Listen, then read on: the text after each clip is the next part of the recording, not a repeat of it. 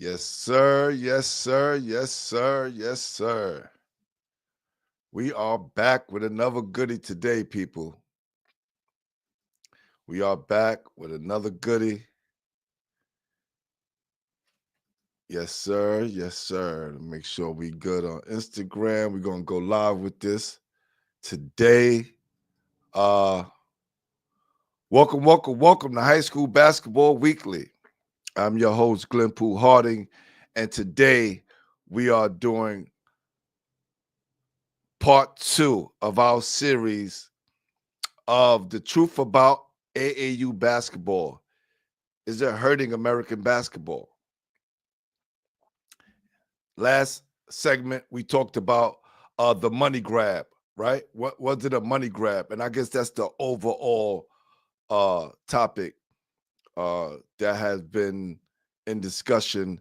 I've talked to a lot of parents, coaches, former players, and today we have former player, former coach, and a former agent.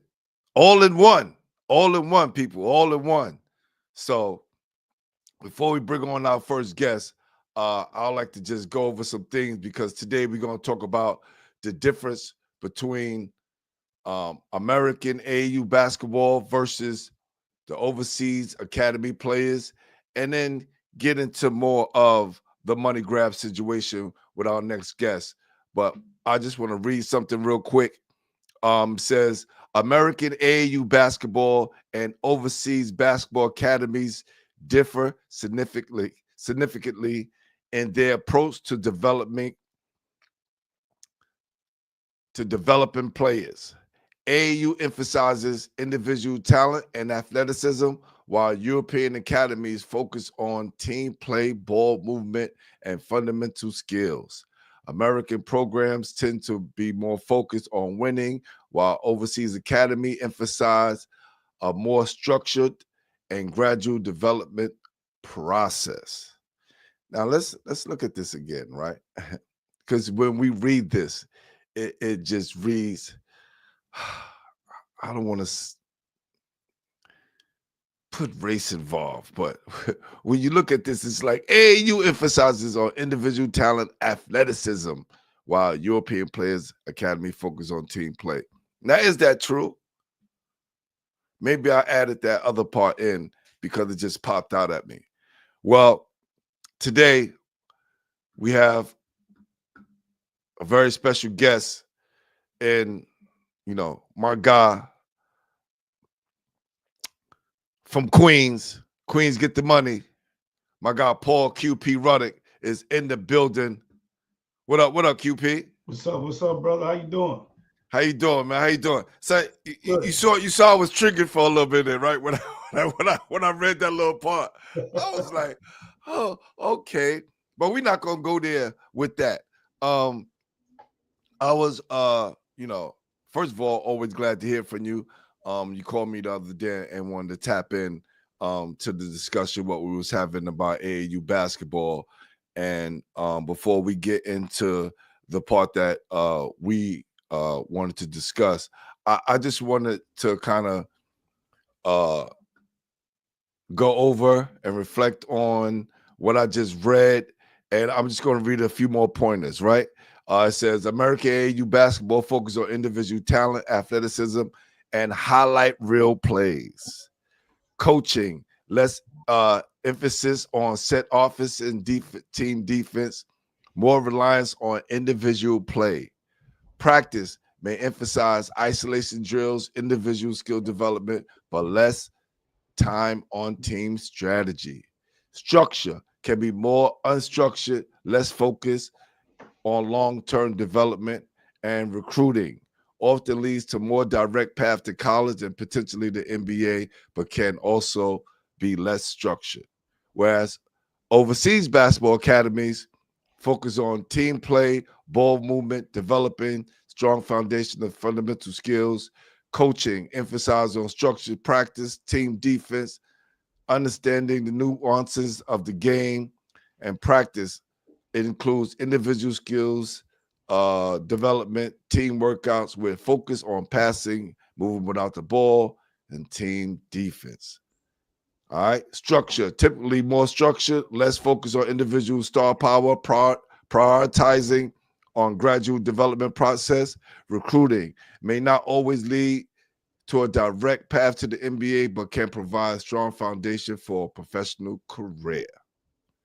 What do you think, Coach? Well, I know I just covered a lot. We could just touch on one thing at a time, or whatever you want to touch on. You go right there. well, of course I got a bias to the American system. This is what we grew up in. Yeah. Which it has now changed since we played and since I coached in regards to now they got high schools that are specialized academies as well. You know what I mean? Like which were always there, but technically they weren't labeled that. I do feel there's a shift in the paradigm for the European players to be able to come over here and take, jobs and situations, which is normal. The NBA is moving towards a global game, which I've known for years. Yeah. So they want to be able to entertain all over the world players and their skill set. So it's a global game, which David Stern started that. I think the American players are getting a bad rap because of the system that they're in, and it's been oversaturated and used for so long that people have labeled it. But I disagree with the intentions of the people, because I really did the coaching thing, and on the ground level, I really gave back for a long period of time, and I was really in the gym with those kids, and we worked on their games and we worked on their skill set. So I don't know about, there's a lot of AAU programs, but I did coach on one of the Nike Elite programs in New York City, and that was the Metro Hawks at the time, offspring of Riverside Church, and the success speaks for itself. We were not allowed to just roll the ball out and tell people to just play. No, you got to run sets. You're playing against the top of the top when you're playing on that circuit. So if you go out there thinking you're going to win the game with one player, you're not going to win the game with one player, not in that circuit. Do you think overall, though, when you look at the grand landscape of AAU basketball, is it more focused on team-oriented play or individual skills? On those elite circuits, more team orientated. They'll give a team a very high skilled player a team and say this is his team or this is area. Yeah, but it's more team orientated when it's on a higher level. We're talking about elite players, top 20, top 30 players in the country, maybe even top 40. But other than that, I could understand where the lesser probably circuits, you don't have that structure, that organization, and probably don't have the funding. You know what I mean? But at that top, you're going to have the money, you're going to have the facilities, and you're going to have the players. And that's where they weeded it out to where, certain people are not even supposed to be on the circuit. That's why you go to games, you see people beating people by 40, 50 points because they're not even supposed to be on that court with them. You know what I mean? So I believe the AAU program system is better than it ever been before, in my book. Who's running these programs and what their agenda is a whole different story. But if you got such lopsided scores because there's so many AAU programs and the talent is so spread out, right? The talent is not so condensed in areas where, a state may have 10 to 20 AAU programs, maybe even more, right? So you're not getting the best of the best on every team, right? So I comparing it to how it was in the past, I said was better. I think there's more opportunities. There's definitely more opportunities. But when we talked about earlier off camera, when we talked about the AAU programs being at a disadvantage compared to the academies because there's more time and space emphasized on team structure, whereas they don't have the time. Well, most teams don't have the time to focus on team as much as this individual play. Would you say that's true? Absolutely. We used to only get the kids maybe once or twice a week. They were still playing for their high schools. They still had to work out with the school teams after the seasons was over, things like that. And now these guys got trainers. So yeah, you probably get a kid once or twice a week and got to make the best of the time. So yeah, if they're not elite, highly intelligent or high skilled players, you're going to see a drop off because you're not getting them 4 or 5 times a week. You're getting them once, maybe twice a week. You know what I mean? Yeah, Leak Smooth said there need to be 12 to 18 academies like they do overseas. And he says that's because every AAU program is different, right? So when we talk about where you were able to do that with your AAU program because there's so many and the gym space is limited.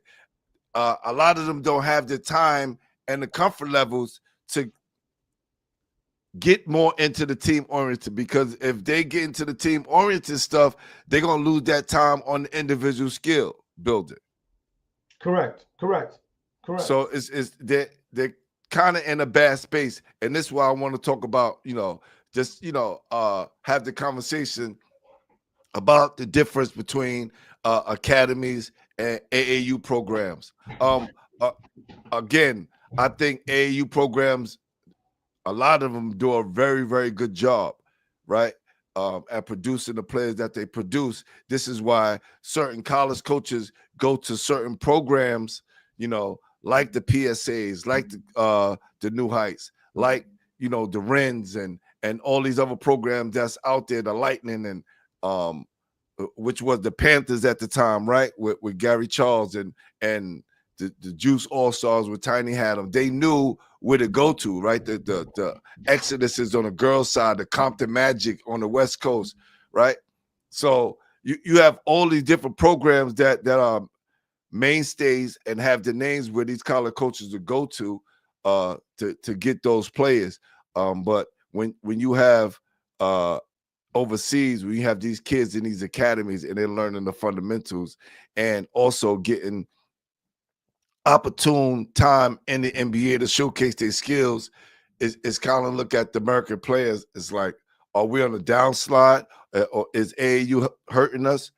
It is the fact that we're playing too many games and not practicing enough is hurting us? Well, I think I think if you're one of the top players out here, there's only but so much skills you're going to be able to add, maybe strength and all that. So maybe they're overexposed to a lot too much basketball, not enough rest. But as far as the difference in the two, like I stated, I'm biased to our system because I know what the good guys are doing in the system. And I was exposed to that part of it. So I'm biased to that. The European system obviously is a successful system. It's a streamline for kids to come straight over here in their teens to become megastars without the distractions or the school obligations of the American player, which is a disadvantage to the American player because he still has to go to college, prove himself, and all this other crap when guys don't even got to touch a college campus coming from overseas. Not even talk about in high school, when you're in high school, or the rigorous exams and tests you have to take, right? So there's a lot going on. Yeah. Then you're still subject to a guru that may not like your game today, labeling you because you had a bad day. Whereas these guys come on, oh yeah, he shoots the ball well, he passes well, whatever, and he gets the ultimate shot because he played good in one game. So it's kind of like a weird paradigm. I'm still, like I said, biased to our system because I know the rigorous obstacle courses that they have to go through to get to be successful. I've been blessed to have two nephews that played basketball at a high level. One which played in the NBA, started at Syracuse. The other one still playing. Both of them are still playing overseas. One played at Villanova in Oregon, and they had successful careers and still successful. So I've seen those levels of coaching and what players got to go through as well, not just from the standpoint of me, from my actual family members and in the NBA. And I see the difference. It's too much. It's like throwing a bomb on a war zone. You know what I mean? You got to duck many mines. You know what I mean? Whereas these guys get a path. This is the top club over here, which is the top training facility, and they're getting the best of the best. Now, don't get me wrong. Of course, there's some uneven parallels over there as well, but they got an easier course to get here. You know what I mean? And they're in their teens. Whereas a kid in America still has to go to college for a year, theoretically, and still get through that whole season without getting hurt or hurting his stock or anything like that. So I think it's just I'm just still biased to us. You know what I mean? I think AAU is the vehicle we have to use, and they have things in place to where guys' backgrounds got to be checked, and I think LexisNexis is one of those things that you got to go through to be certified, and guys should be experienced at this. You know what I mean? And I got guys that were big in this business that never played basketball in their life. So there's other sides of it. Yeah. Big Rob 1 says, I felt like if kids don't play on the Nike circuit or a top AAU program, the kids would not be seen as much. My guy AG Newski said, what's up? Appreciate you. Thank you.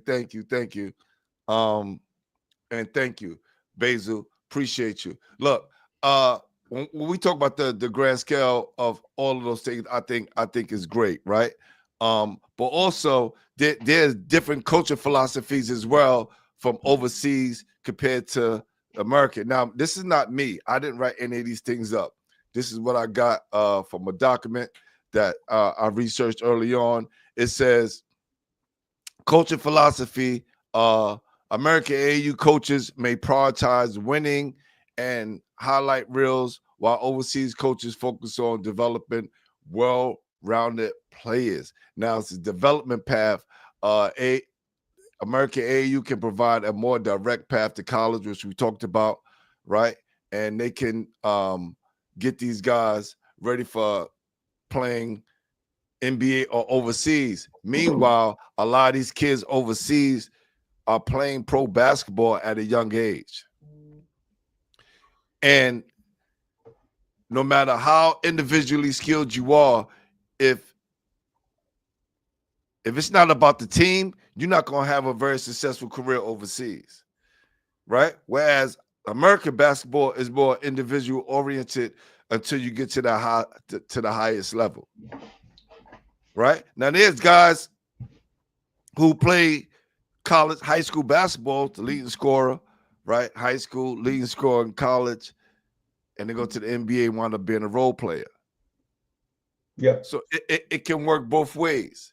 It can work both ways. So I understand the disadvantages of American players on that aspect, and I understand some of the advantages that the overseas players may have, and vice versa. So it can work both ways. Yeah.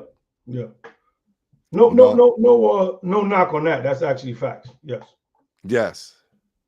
Says, you're right, Glenn. Overseas players get paid. Yeah. And that's happening over here as well.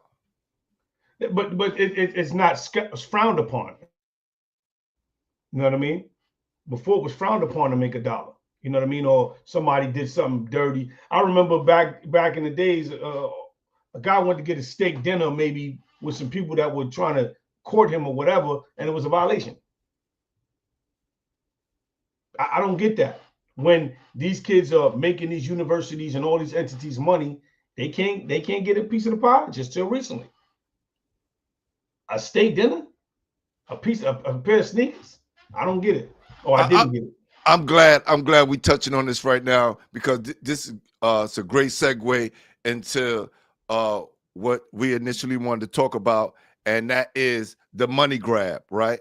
Now, we talk about the why I started this segment, because I wanted to know, is AAU a money grab, right? So, and I'm not talking about individual people who go out there and do the right thing, spend their money, sometimes go broke doing it because there's no sponsors. But I'm talking about those coaches, who are in these situations, knowing that they're going to get a big check from Nike or Adidas or Puma, because they're in the situation to in those situations to win, right? And this is when winning becomes a more of a priority than team development, right? And then I just want to say this part, and then you can take over from here.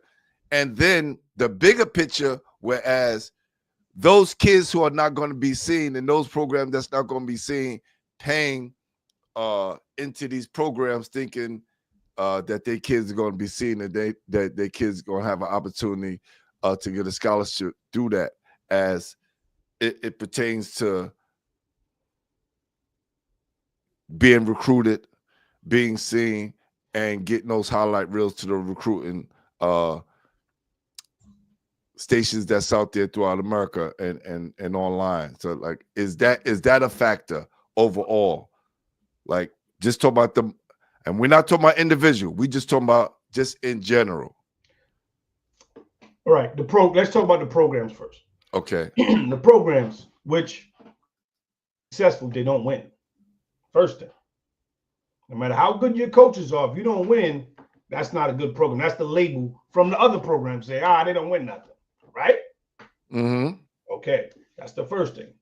Now, in order to have a winning program, you have to have a culture. You have to have a culture, meaning you've molded, you've created, or you've opened up doors and opportunities for certain kids to be successful. Right? Mm-hmm. Now, the unfortunate thing about sports is competition, and there are going to be levels to this competition. Back when we grew up, they had A, B, and C teams, not because kids were not talented. There was only a couple of teams. Now there's hundreds. So like you said, the talent is more spread out. But here's the problem, and the difference as well. Parents, which watch, if they're into sports, watch every day on TV what the competition is and who are elite and whatever. They see it. As a parent or a mentor, you know what level that kid is at. Yeah, you want your kid to be on the court, absolutely. But most don't. Yo, you got let's keep it a buck. Let's keep it a buck. You got a lot of these parents who if their kid don't make the team, they create their own team. No, right? I've been there. Right. So right. and that's a whole nother subject. Let me get to that though. That. So this is what I did to combat that, because I really played and I really know I was one of the best players. At one point when I was coming up, I wasn't. I worked, which we spoke about in my past. I worked to get to where I thought I was at the time. When I coached, never picked a kid from 1 to 12 that I didn't think could play. Never picked them. And when I picked my team, this is from the philosophy of a great New York City legend, Chuck Granby. You are the show, but I run the show. My first practice, I had a practice with the kids and their parents there. And I let them know the rules to this engagement. Your kid is on our team. We're here to win. Everyone played in the first half.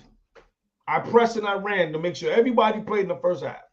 And based on what was going on in the game, who we were playing, and what the situation was, deciphered how you played and who played in the second half. That was the rule. Because our objective is to win. Period. We don't win, no funding. You don't get the better players. You don't get the better support that you need. This is building a program, the culture, right? Now, all these people don't have these agendas, obviously.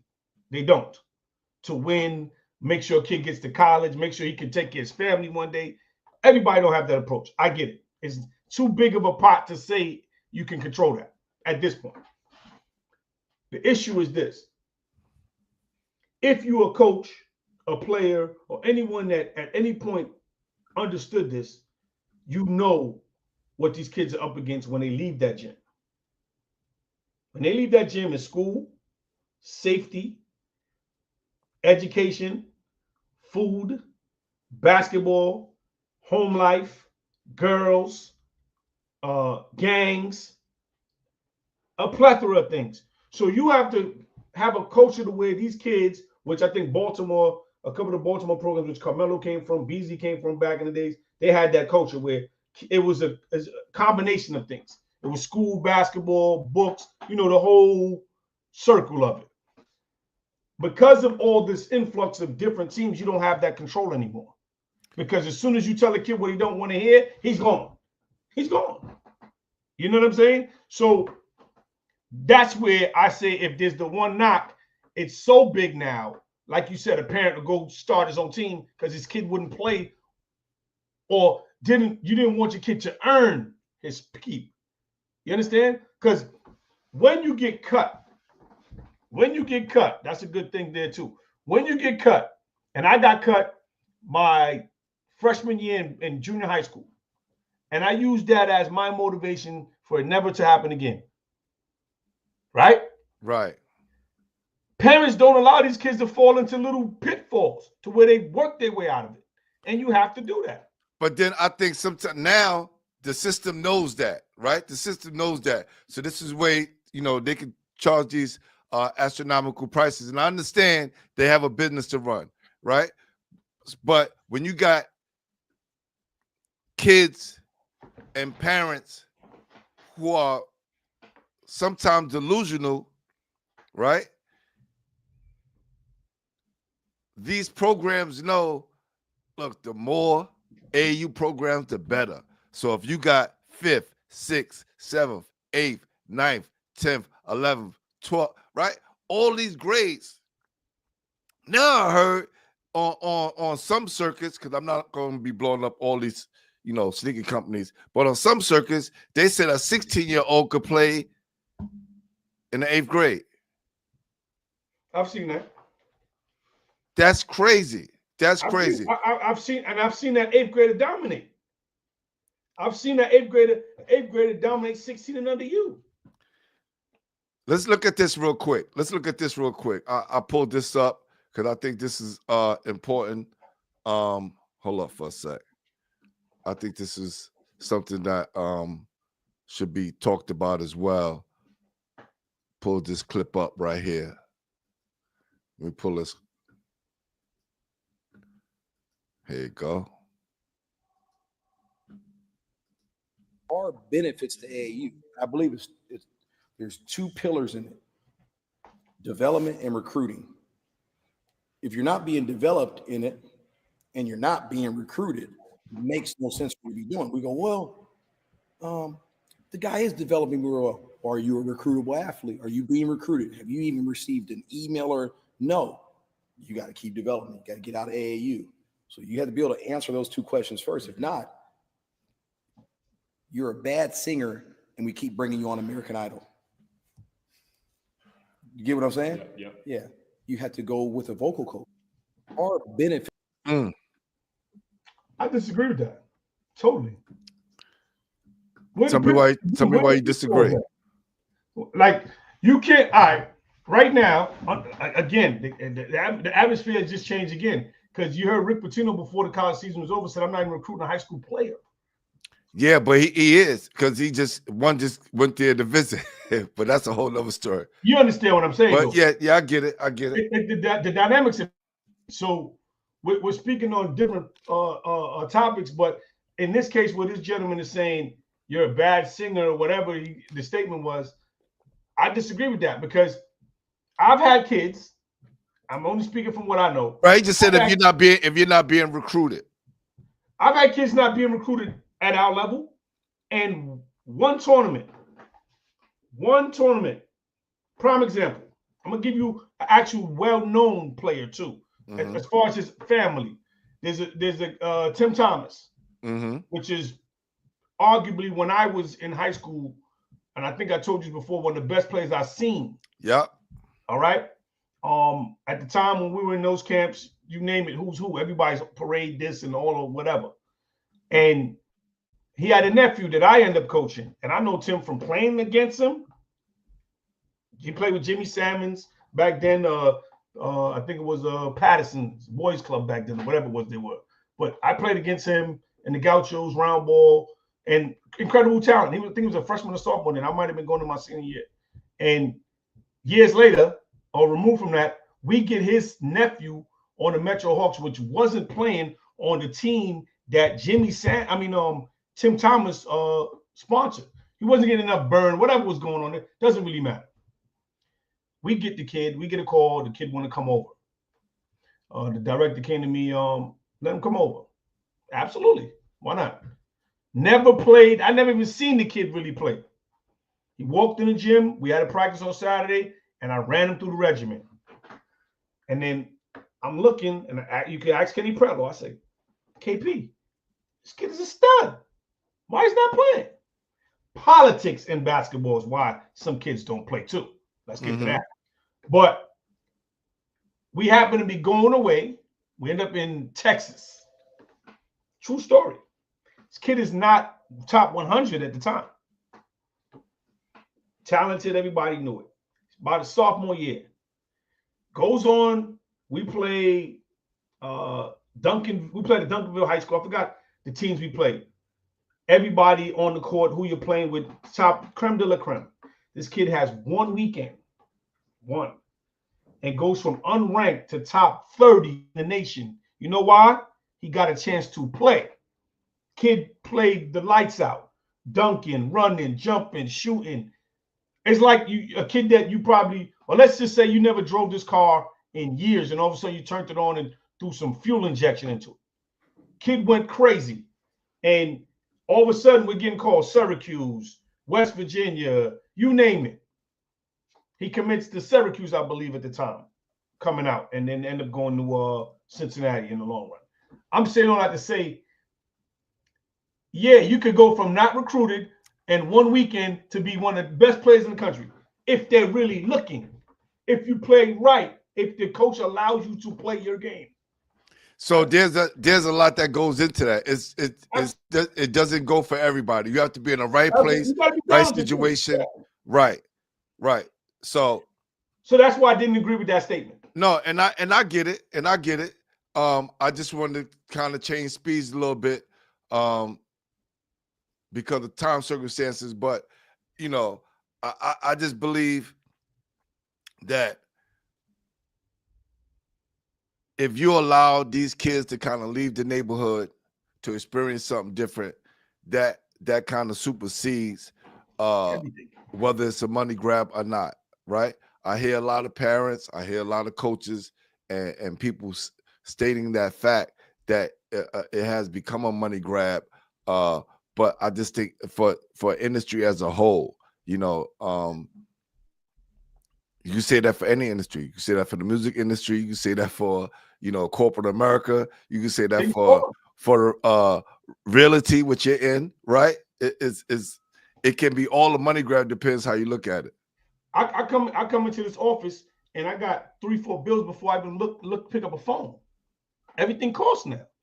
You know what I mean? So it's what it is.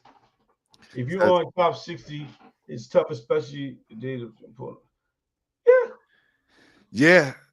When we talk about the whole thing, now again, do we blame all of this on AAU? Right? No. Right. So it's definitely not the blame. It definitely, but also it can become an illusion of grandeur. But I guess if you want to be part of the game, you got to give yourself a chance, because like you said, you may get seen on the right day and it just might be your night for you to have the best game of your career and get seen by someone. Now, with this comment about, the older players, it used to be the younger players and the older players couldn't get love. But what happened is, because, people one and dones and college coaches got to win now, they need the more experienced player, right? The more physical, college-ready player to play. Because theoretically, unless you're one of the top freshmen coming in, top 20, top 30, whatever you want to call it, more than likely you might take 2-3 years to develop. And coaches don't have that time, right? So building a program is not as easy, and that's that's just something that, and the transfer portal and the money that's in that portal. So if we all know that that a kid has a chance to get astronomical amounts of money, being on the AAU circuit, being individually skilled, focusing on winning, has to be a priority for you to even be looked at or even be one of those top 60 players, top 100 players in the country. Yeah. Now, again, when we looking at all overseas, hold on, let's look at this right now. How many overseas players in the NBA? Let's look at that. Because it's only 400 players in the NBA. 400 players in the NBA. There are 125 international players in the NBA. About a third, a little less than a third. Woo! Now, as stated, I told people in 2014 they're going to water the NBA down so the European players can play. And that's clear, very clear. And there's nothing wrong with it. NBA is a global game. It's no longer just American players. It's a global game because the term business in basketball is that great. So it's no longer catering to one audience. They want to create an audience because it makes more money. But where's the creativity in basketball? I think when there's so much money involved, it takes away the creativity of the game. What up, Ayatollah? The talent is the creativity. The league is the governing body, though. I understand that. What I'm saying is the individual creativity of the game. When you watch, when we talking about the NBA, when we talking about watching the NBA game right now, there's not a lot of creativity. There's most of everybody's playing the same, chucking up 3-point shots, and now our kids are playing the same way in AAU. That's the reason, though. This is how you got these trainers, right? They come out, oh, this shoot from here, and I get it. No one wants to take that 17-footer, that pro pull-up. You understand what I'm saying? Nobody has that in-between game. So the guys that are really skilled, right? You see the difference in the game. They can take the 17-footer, they can take the 3, and they can still go and give you a layup package. That's why Kyrie is so dynamic. Kyrie could do it all. You got Steph changed the game. Steph Curry is what they call once in a lifetime talent. Misnomer, didn't have scholarships coming in either, right? Developed to be who he is now, right? But because, like I said to you, a certain party had to be successful in this world game, and it had to cater to the FIBA game, you have these missing pieces. You do. I know. I just want to show this piece before we get out of here. I thought this was very funny. This happened some years ago when Mikey Williams and them was in school on the AAU circuit. Let's check this out.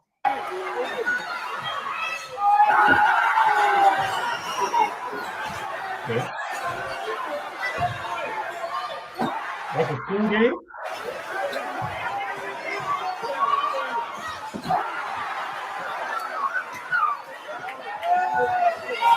Is this a school game? Is that a school game or AAU game? Because if I'm a coach, I'm stopping the game right there. I'm telling, take my kids off the court because there's no need for us to be on the court to someone to get hurt. Did you see all the cameras on the sidelines? You see how packed that gym was? Yeah. This is the show. But is that an AAU game? Like I said, it was yes, it's that with Mikey Williams, and that when Mikey Williams was the hottest thing. Unfortunately for him, his career is where it is, and hopefully he gets back on track the way he needs to be. Unfortunately, these are these pitfalls that we're gonna see. You know what I mean? But and that's just one video, because I can show you a whole bunch of videos that show the positive side of AAU basketball. That's just hold on. Who see the question to me, and I don't mean to cut you, is who is he playing for right there? Because it all depends. That everything is a situation there. Obviously, they're not playing competitively no more. He listen, at that time, I don't know what team he was playing on, but I know if that's Michael Williams, he's playing on one of the best AAU programs at the time, right? And hold on, it might be a situation where he's in a tournament where they already up 40. You're supposed to take your kids off the court. The game's over, coach. Like, it's over. But this is where a guy that really played or really care about a kid or the program is gonna say there's no gain here. There's no need for my kids to be on this court. Well, like we started and what we said, when it comes down to this right here, it all becomes a show, baby. It all becomes a show. And like I said, I told you this when I called you the other day when you put up the topic. Ed O'Bannon and his brother Charles opened the door to this. I'm thankful for them standing up. Sonny Vaccaro opening the door to guys. Who doesn't get enough props? Let's salute Sonny Vaccaro right now. Absolutely. Who doesn't get enough props? Give him his flowers. Who should be in the Hall of Fame. Give him his flowers right now because he saw the big picture, not just the governing bodies. And he allowed and helped open the door to guys to be able to take care of their families if they don't make the league, or be able to open doors to make a buck, or different ways to contribute.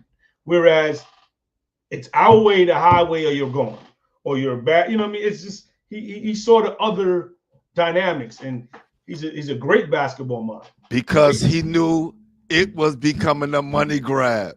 It's a business. I don't know about money grab though, because again, this is I'm not. You can't. We talk about big corporate. We talk about corporate America too. So let me ask you: Is tennis considered a money grab? Baseball? To you? Maybe. Hold on. Maybe on their circuits, because you got to have money to participate with those things. Right. All right. In my neighborhood, there's no. Right down the road, there's baseball fields everywhere. Do you see kids on the baseball field in New York City? Nah. They took the money out of it. The funding is gone. So if somebody doesn't fund it out their pockets, and they got certain people out of that because they're not funding it. If you don't have money to fund it, too bad. Too bad. My son actually played. I had to take my youngest son, when he was 7, all the way to the other side of Queens to be able to play baseball. Yeah. You know what I mean? No funding. So money grab, I get it. I disagree with the term. I think it's about time that the 400 plus years of oppressive master's control of people's talents and owning it, it's starting to they're trying to take the noose, loosening it so people can breathe and start to take care of their families. And I'm for that. You know what I mean? I told you that before. I'm for that. I'm for people making money if they're doing, you know what I mean, or what'd you say, reaping the benefits of their talents. I'm for that, man. I'm for that. I think for too long it's been controlled, like the music business and all these other things where people control the narrative and sit on top of the food chain and tell you what they never did, how to do it. Come on. That's a fact. Well, look, I'm glad we got a chance to chop it up. I think we could definitely. I should do another segment outside of this when we finish the AAU and we get into the $400 million slave. Anytime, right? Let's get it. I'm for that. You know I'm for that already. No doubt. No doubt. Open our people's eyes, man. Yeah. Nah, but I appreciate you, brother. I'm glad you came on. Great discussion. Thanks for everybody in the chat. Thanks for everybody on Instagram, Facebook, and on YouTube. If your first time here, please subscribe to the channel. This is what we want to do, man. We want to have good conversations about basketball because it's so relevant. Maybe we could teach something to somebody. And if you want to come up and add your 2 cents, hit me up on Instagram, Basketball Heads, 2 Z's. Y'all know what it is. Your boy Glenpool Harding with Paul QP Ruddock. Appreciate you, my brother. Always. Oh yeah, there's gonna be this is only part 2. There's gonna be more. I got my guy Shane the Jewel Machine coming on tomorrow at noon. So let's get it. See y'all tomorrow. Peace, brother. All right. No doubt. We are out. Peace.